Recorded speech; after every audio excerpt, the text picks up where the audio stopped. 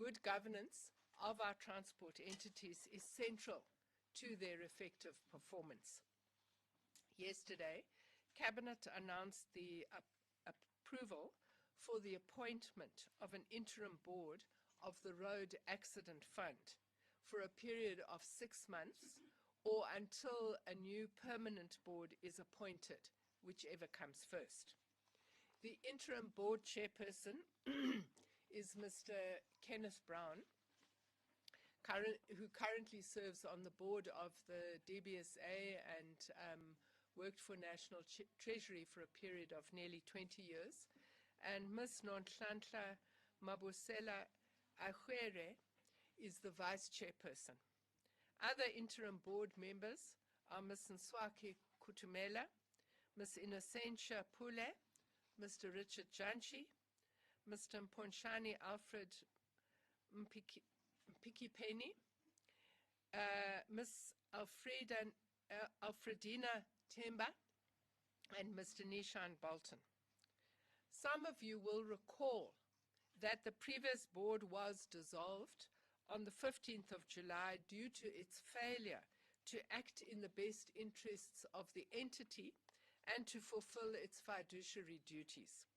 It therefore became urgent and necessary to close the governance vacuum in the RAF leadership, and it is for this reason that we asked Cabinet to approve the appointment of an interim board.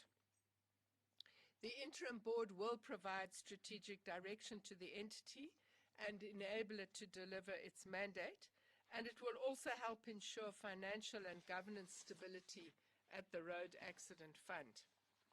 Last night, myself and Deputy Minister had the opportunity to meet with the interim board and to share with them current governance challenges at the Road Accident Fund and to request them to address deficiencies in governance and control systems, including frequent occurrences of default judgments against the Road Accident Fund.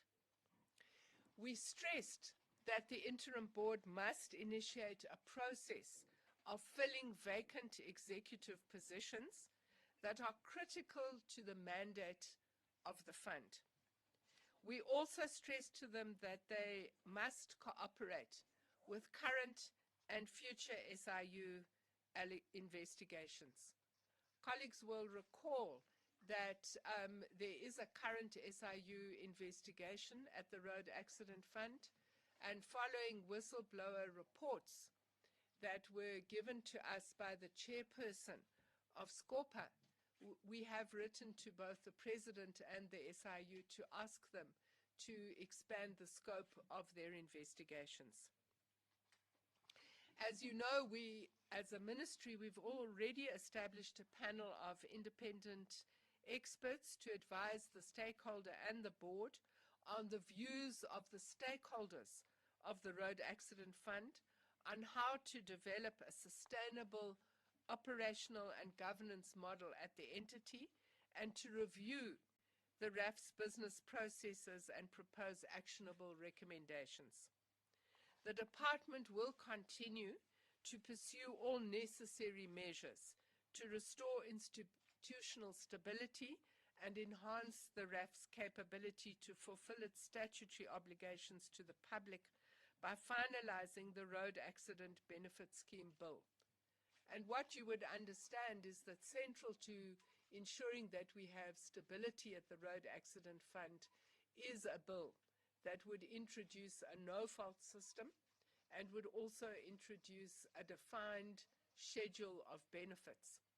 And we believe that that is really important if we are to deal with issues of contingent liability that face the organization.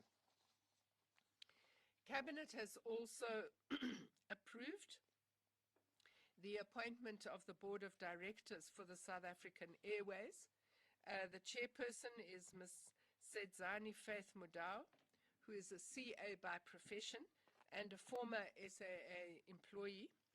The deputy chairperson is Ms. Fatima Ghani, who served on the interim board, which has just completed its term.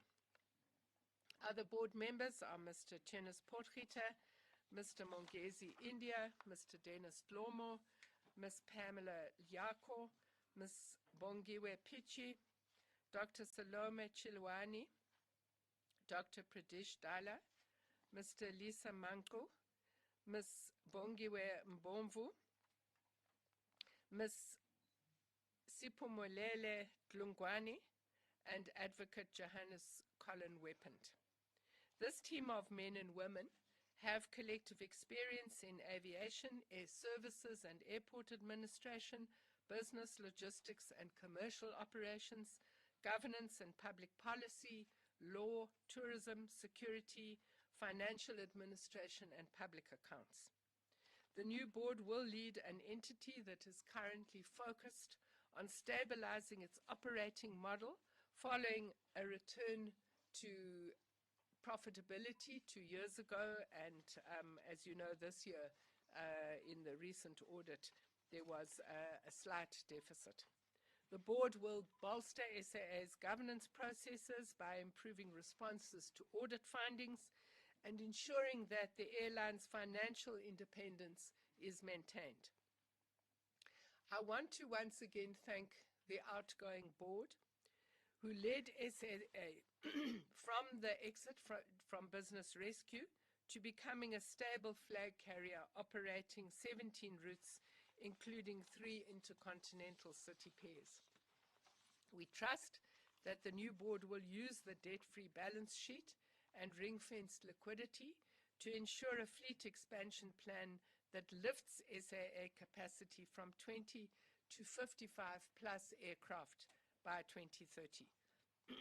To do this, the shareholder expects the new board to embark on a capital raising program supported by internally generated cash, operating leases and market funding that enables fleet modernization without sovereign guarantees. In closing, I'm also pleased to announce the appointment of a non-executive director at Transnet. Following approval by Cabinet, we obtained permission to appoint Ms.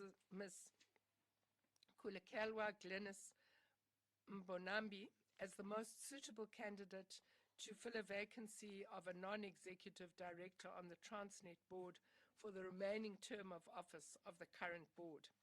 As a CA, Ms. Mbonambi brings much-needed financial skills to the organization. This appointment is especially important as we navigate Transnet towards financial stability, which is part of our overall drive to achieve speedy financial recovery and sustainability of the company. Important determinants for gaining required operational efficiencies so desperately needed in freight logistics, port services, and contributing to overall trade growth and job creation. The appointment will be aligned to the remaining period of the board's first term, which is due to expire in July 2026. Thank you very much.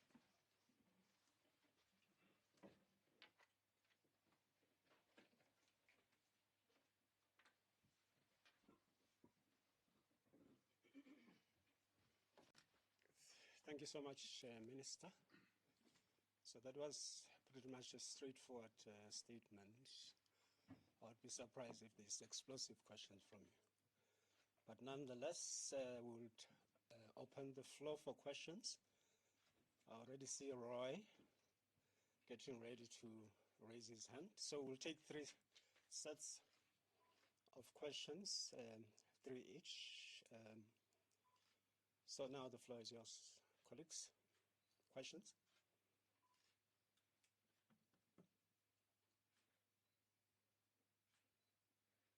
But also online, where is Marcus? There's no question at the moment. There's no question at the moment. Okay. Right. Right.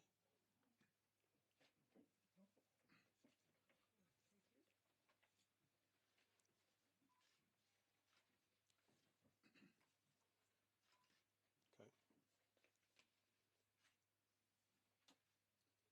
So I take it that, as I said, the statement is straightforward. I think we've covered all the ground. It was simply to expand on the cabinet statement. As I said, we will take the one-on-ones soon after we end the conference. But once again, if is there any issue? So I don't see any hands. So colleagues, that brings us to the end of the press conference. So I would then urge those who are doing the one-on-ones just to remain where you are. So fortunately, there isn't many of you today, so those who are still interested to stay, they can stay. But the minister, I'm also arresting you on your chair, and the deputy minister. And then we'll take the one-on-ones. Colleagues, thank you so much. That brings us to the end of the press conference. Thank you. Roy? If you can come through, Roy.